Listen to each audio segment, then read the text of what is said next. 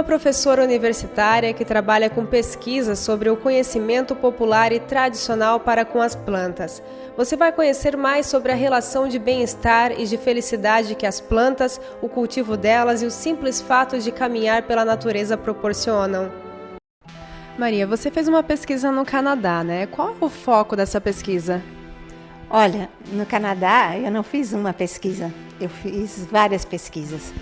Então, a minha primeira pesquisa foi para o mestrado, que eu ia desenvolver um trabalho de mestrado no Canadá. Então, como a minha documentação era toda brasileira, eu estudei na Univille, sou formada em Geografia pela Univille. Eles gostariam de verificar o meu conhecimento com a pesquisa. Então, tinha um projeto que é as representações sociais do Rio São Lourenço. O Rio São Lourenço é o maior rio do Canadá e também um rio muito importante por questões econômicas. Ele faz toda o transporte de mercadorias entre o Canadá e os Estados Unidos. Só que a população não conhecia verdadeiramente o rio. Então, foi feito um pedido para mim e para mais uma equipe se a gente poderia analisar as representações sociais do Rio São Lourenço, no Canadá. E a cidade teria que percorrer algumas cidades. As cidades que a gente deveria percorrer para aplicar questionários, para saber as representações sociais dos jovens de 14 até os 17 anos, eram Kingston, que é bem no Grande Lago, no Lago Ontário, onde nasce o Rio São Lourenço. E daí a gente aplicou questionários nas escolas dessa cidade. Foi também para Montreal, para Repentigny, Trois-Rivières e outras cidades do Canadá aplicar esses questionários para saber quais eram as representações desses jovens para com o Rio São Lourenço, porque eles fizeram, o governo do Canadá, o Ministério do Meio Ambiente canadense, fez um trabalho muito bem feito de despoluição do rio. Só que os jovens, eles não visitavam mais os museus e eles não conseguiam captar as representações desses sentimentos, esses valores dos jovens para com o Rio São Lourenço. Então aí eu entrei com o papel de verificar esses conhecimentos dos jovens. A gente verificou que a representação que eles tinham do rio era muito negativa, eles achavam o Rio São Lourenço muito poluído.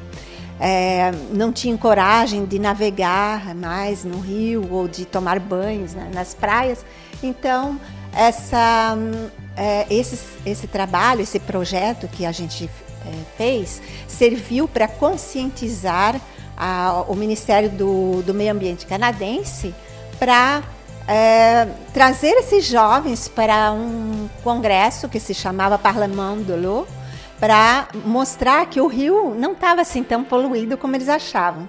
Então, dali surgiu a minha inspiração para a minha tese, porque com o trabalho que eu fiz, eu não fui aceita no mestrado, eles me passaram para o doutorado direto, né? Então, aí eu fui fazer um outro estudo, no Canadá também, sobre as representações da biodiversidade da Mata Atlântica.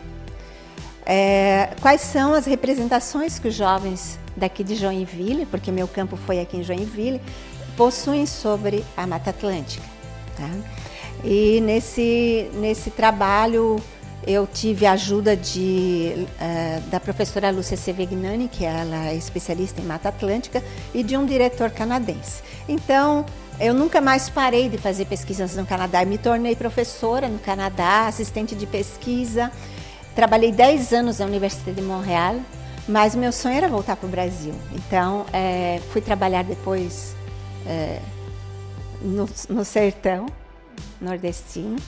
E por causa dessa pesquisa, você foi morar no Canadá, continuou fazendo outras, né? Diante dessas pesquisas, o que você concluiu, o que foi feito após a conclusão? a gente concluiu, né, que todo estudo de representação social ele é muito importante para saber os anseios e as necessidades dos jovens com o meio ambiente. Por exemplo, no caso do Rio São Lourenço, a gente fez um trabalho de educação ambiental para mostrar para o jovem que o rio não é assim tão poluído.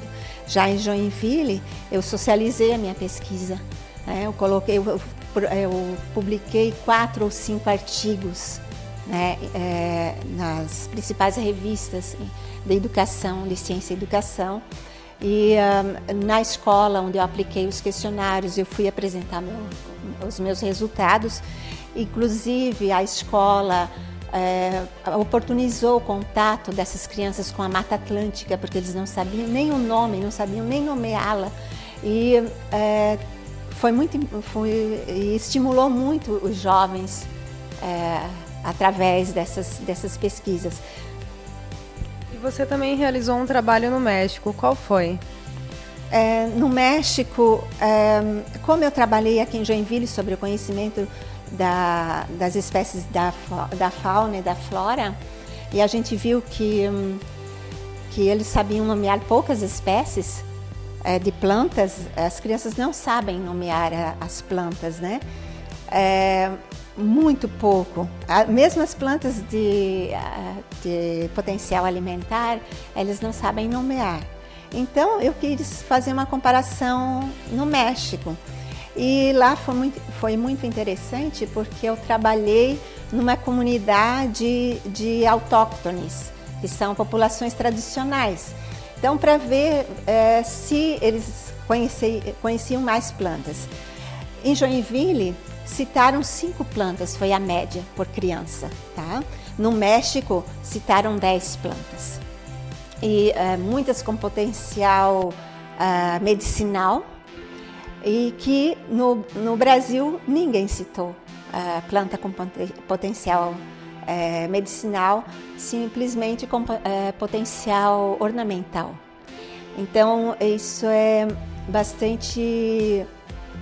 um contraste muito grande nessas representações, que a gente sabe que terá que ser trabalhado o potencial medicinal, que as crianças conhecerem as plantas medicinais no Brasil, que elas não conhecem. E a gente sabe que com a crise da matéria-prima, os medicamentos vão se acabar, daqui a uns 20 anos vai faltar medicamento no mercado, e os jovens não sabem curar uma dor de cabeça ou uma dor de estômago, porque não conhecem as plantas. O que vocês estão pensando em fazer para esses jovens eles conhecerem mais? Na nossa educação, na educação brasileira, não existe assim, um programa para fazer a criança conhecer, específico, para fazer a criança conhecer mais sobre as plantas, né? Somente nas disciplinas de ciências, às vezes na geografia, né?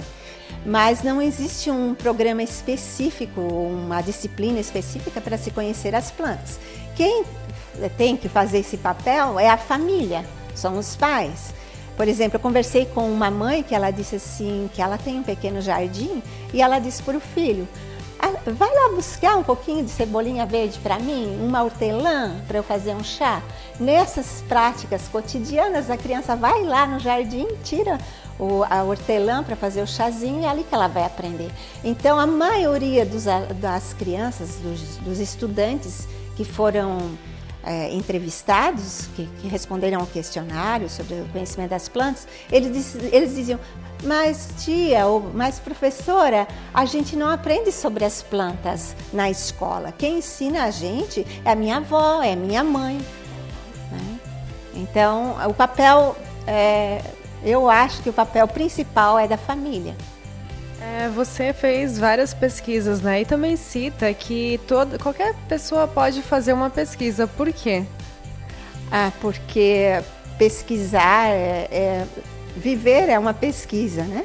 Então, todo mundo tem o um olhar crítico para a natureza. Todo mundo, uma criança, eu aprendi muito com as crianças quando eu dava aula no jardim de infância, eles olhavam uma rocha e não era, e eram preciosidades, então, para eles. Então, todo mundo tem um olhar crítico.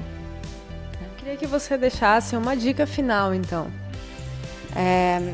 Façam pesquisa, porque foi através dela que eu aprendi a ser uma melhor professora. Eu sou professora, mas eu só aprendi a ensinar com maior alegria, com maior empolgação depois que eu aprendi a pesquisar.